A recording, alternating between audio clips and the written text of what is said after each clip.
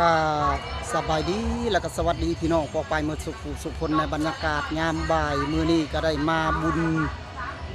ที่ดงดอกไม้เฮือนหินพี่น้องทุกคนมื้อนี้เป็นบุญสวงเฮือบุญประเพณีสวงเฮือพี่น้องมื้อนี้ก็จะพาทุกคนไปเบิ่งตอนนี้ก็มาอยู่ที่อันเฮือนหินทุกคนว่าเป็นแบบใดทุกคนทางใดเป็นแบบใดและจะให้ทุกคนทราบนำกันตอนนี้ทุกคนไปเบิ่งนำกันทุกคนทางนี้ก็จะเป็นทางตะเวนออกทุกคนเอามาเบิ่งก็มีการจัดงานแขกคนเต็มมือนี้พี่น้องมาเบิ่งนำกันทางนี้เป็นทางตะเวนออกก็จะมีแบบหินทุกคนมีแต่หินทุกคนได้ยินแต่ข่าวเพิ่นว่าเฮือนหินแต่บ่าวคำพงยังบ่เคยมามื้อนี้ก็จะพาทุกคนไปเบิ่งเป็นด้านตะเวนออกทุกคนนี่ทางนี้ก็จะเป็นพุทธคายเครื่องเหมือนบ้านนี้ก็จะพาทุกคนอ้อมไปเบิ่งทางนี้เป็นด้านใต้ทุกคนทางใต้ทุกคนบ้านนี้ไปเบิ่งน้ำกันทุกคนว่าเป็นอะไรทางใต้นี่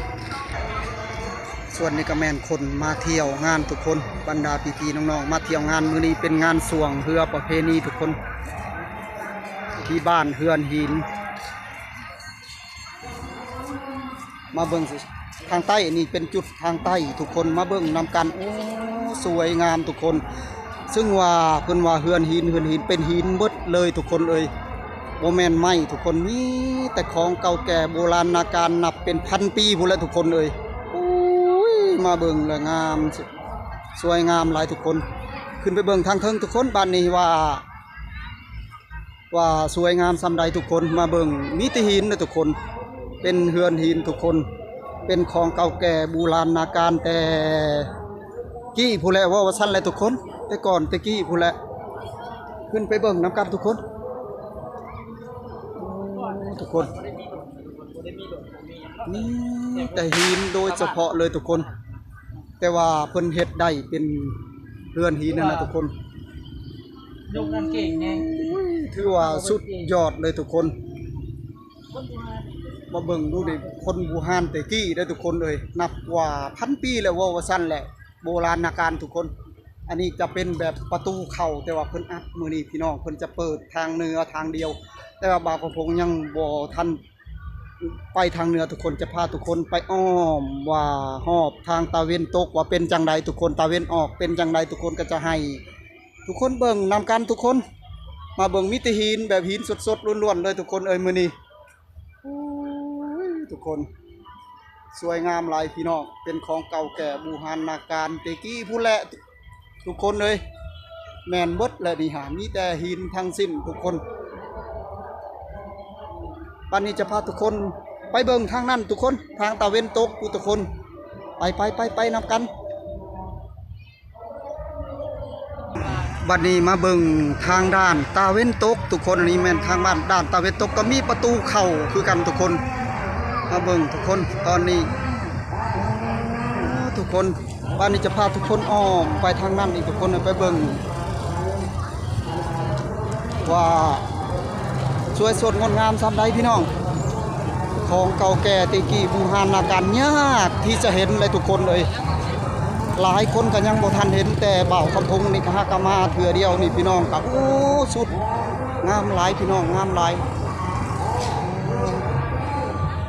ส่วนทางนี้ทางตา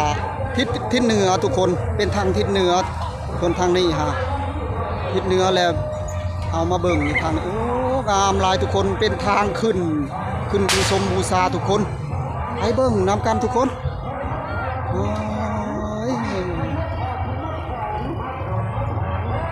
ไปทุกคนเป็นระบบทุกคนทางประตูเข้ามีทางนั่นทางนี้เนี่ยทุกคนเป็นเฮือนหินทุกคนได้ยินแต่เพิ่นสาเพิ่นลือหั่นนะทุกคนเอ่ยของเก่าแก่บูรณาการบ่เคยเห็นทุกคนมื้อนี้ก็บุญหลายสายยาวบ่าวคำพงก็ได้มาฮอดมาถึงมื้อนี้ทุกคนก็จะพาทุกคนมาเบิ่งเห็นแล้วบ่ทุกคนเป็นเฮือนหินบ้านดงดอกไม้เฮือนหินทุกคนทุกคนไปทุกคนขึ้นไปเบิ่งนำกันว่าเป็นแนวใดทางเทิงคุณทุกคนวันนี้ก็จะพาทุกคนขึ้นไปเบิ่งทางเทิงขึ้นไปส้มว่าของเก่าแก่บูรณาการว่า เป็นทางใดทางในทุกคนโอ้เบิ่งแล้วก็ถือว่าสุดยอดเลยทุกคนเอ้ย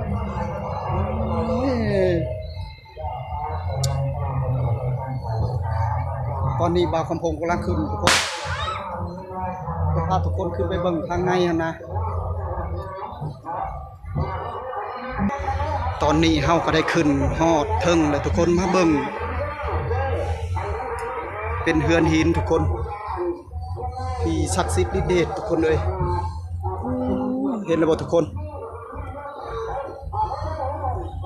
อันนี้จะเป็นทางตาเว้นตกทุกคนเลยจะมีแบบหินหมดแบบบาดเพิ่นแกะสลักขนาดเป็นแบบยกตัวอย่างแบบเฮ็ดปูนนะแม่นบัวนะทุกคนโอ้ก็งามหลายถือว่าสุดยอดเพิ่นเฮ็ดได้ดีทุกคนส่วนทางนี้ทางตะเว้นออกทุกคนจะเป็นเสาใหญ่โอ้เสาหินทุกคนมีแต่หินทั้งสิ้นนะบ่ได้มีไม้เด้อทุกคนเอ้ยมาเบิ่งโอ้ยถือว่างามหลายทุกคนสวยงามบัดนี้ไปเข้าเบิ่งทางในทุกคนว่าเป็นอะไรทุกคน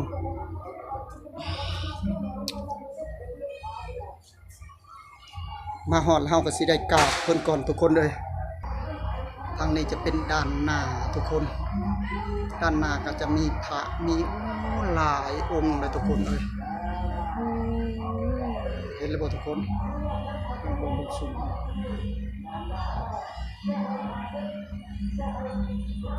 มีแต่หินทุกคนเลยโอ้ยของเก่าแก่บูหานนาการพี่น้องยากที่จะเห็นทุกคนบ่อยากมีหนึ่งเดียวในสปป.ลาวทุกคนมาเห็นบ่อนเดียวแห่งเดียวทุกคนเอ้ยมาเบิ่งก็ดีบรรดาพี่ๆน้องๆได้เข้ามาทำบุญทำทานเพิ่นก็มากราบมาไหว้มาบูชมบูชาขอพรทุกคนนำสิ่งศักดิ์สิทธิ์ที่นี่ถือว่าสุดยอดแล้วทุกคนบ่อนเดียวนั่นแหละเฉพาะเฮือนหินนี่บ่าวคำพงชาเห็นเนี่ยนะถือว่าเป็นเฮือนหินว่าซั่นล่ะทุกคนแกะสลักก็ได้ดีเด้อทุกคนเอ้ยได้ดีแล้วเพิ่นเฮ็ดแบบว่าบัวนะเป็นหินนี่แหละแต่ว่าแกะแบบหินนี่ทุกคนโอ้ยทุกคนเอ้ยมาเบิ่งถือว่าสุดยอดเลยทุกคน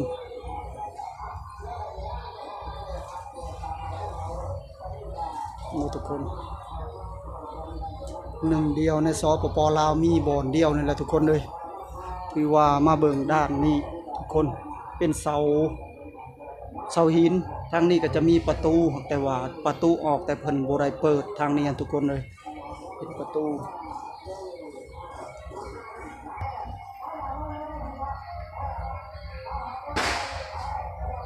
โอ้ทุกปีนี่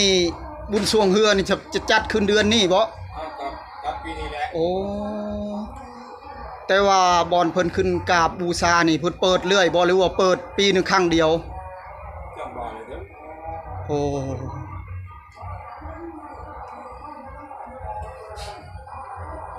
บ่เคยเห็นนะฮะก็มาทีเดียวนี่ได้อยู่ใจถือโดยถือว่าสุดยอดเลยทุกคนเลยของเก่าแก่บูหานนาการถือว่าหายากที่จะเบิ่งได้ทุกคนบัดนี้จะพาทุกคนลงไปทางลุ่มผู้ใดทุกคนไปเบิ่งว่ามีหยังแหน่หยังแหน่ทุกคนบัดนี้บ่าวคำพงก็สิได้ลงก่อนบัดนี้โอ้ทุกคนเลยหลังจากได้กราบไหว้บูชาแล้วบัดนี้ก็สิได้ลงแล้วตอนนี้เฮาก็สิได้ลงแล้วทุกคนเลยตอนกลางคืนก็จะมีแบบครบงานมื้อนี้หลายอันหลายอย่างทุกคนจะเป็นวงดนตรีและก็หมอลำเรื่องทุกคนโอ้คนมากหน้าลายตาหลั่งมาในบรรยากาศยามแรงทุกคนเอ้ยอุ้ยตอนนี้กับบ่าวคำพงก็ขึ้นไปถ่ายทำทางเทิงให้พี่ๆน้องๆเฮาเบิ่งทุกคนว่าทางในมีหยังแหน่เป็นแบบใดแน่ทุกคนตอนนี้ก็บ่าวคำพงก็ได้ถ่ายให้พี่น้องเขาเบิ่งก็ได้ลงมาฮอดลุ่มแล้วทุกคนตอนนี้ก็คือว่างามหลายเนาะพี่น้องมาเบิ่งของเก่าแก่แต่กี้แต่ปู่ย่าตายายแต่บูหานนาการทุกคนก็บ่เคยเห็นหั่นนะบางบ่อนก็บ่อยากมีอยากเบิดเลยทุกคนเลยแต่ว่ามื้อนี้มาเบิ่งโอ้ทุกคนของเก่าแก่บูหานนาการก็ยัง เพิ่นอนุรักษ์เมียนก็ยังหลายพี่น้องบอนเบิ่งหันว่าซั่นถือว่าสวยงามหลายพี่น้องเอ้ยบ่เคยเห็นทุกคนถือว่าสุดยอดเลยทุกคนมีแต่หินทั้งสิ้นนะเพิ่นเฮ็ดนะมาเบิ่งดูทางนี้ก็มีแต่หินเบิดทุกคนเอ้ยถือว่าสุดยอดเลยทุกคนใครอยากกราบอยากไหว้อยากบูชาก็ขึ้นไปกราบไปไหว้ทุกคนเพราะว่าทางในจะเป็นเครื่องเก่าแก่พระพุทธรูปอยู่ในทุกคนที่ศักดิ์สิทธิ์ฤทธิ์เดชมาขอพรทุกคนก็ได้ขึ้นมาที่นี่และทุกคนเอ้ยหลังจากพาทุกคนขึ้นไปเบิ่งเฮือนหินและทุกคนบัดนี้ก็จะพาทุกคนไปเบิ่งช่วงเรือทุกคนว่าเป็นอะไรทางคุณบรรยากาศกำลังคืนเลยทุกคนอุ้ยกำลังม่วนไปเชียร์น้ำกันทุกคนไปเบิ่งช่วงเรือบัดนี้ฮะมาเบิ่งบรรยากาศแคมป์ของค่อยคำลงแรงพี่น้องตอนนี้ก็คนมากหน้าลายตามาเบิ่งช่วงเรือตอนนี้ไปเบิ่งนำกันพี่น้องกำลังปล่อยตอนนี้ไปเบิ่งนำกันโอ้ยจังแม่นมันจังแม่นม่วนพี่น้องมาแล้วพี่น้องมาแล้วที่ผู้เข้ามาพี่4 ลำ 4 เล่มด้วยกันพี่น้อง4 ลำ 4 เล่มด้วยกันโอ้ผู้ลำการไปแล้วน้ำหน้าแล้วทุกคนเลย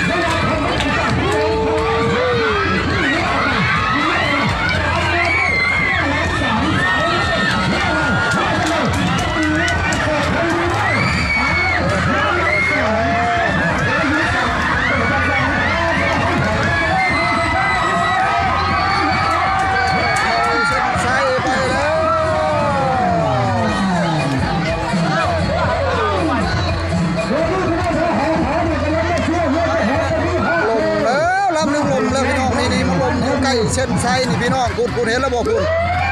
ลมแล้วคุณพี่น้องเลยโอ้น่าเห็นใจพี่น้องลมแล้วพี่น้องโอ้ยเหือเพิ่นกำลังเอาอยู่เดี๋ยวไปลมใกล้เส้นไซพี่น้อง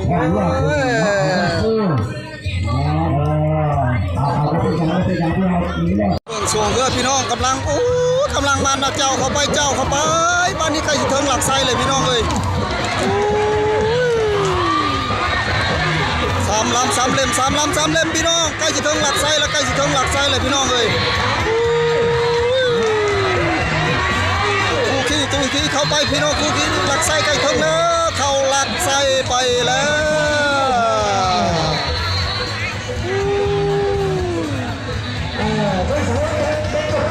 ทั้ง3 ลำ 3 เล่มเข้าไปแล้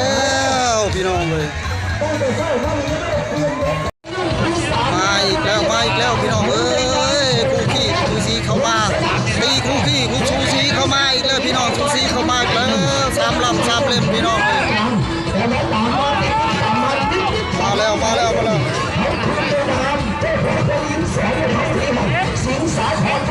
โอ้ลำกลางไปแล้วน้ำนาแล้วทุกคน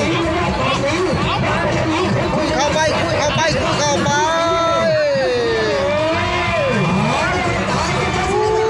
ชุด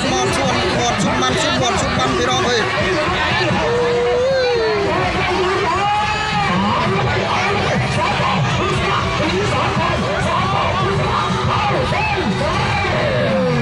เส้นไทยไปแล้ว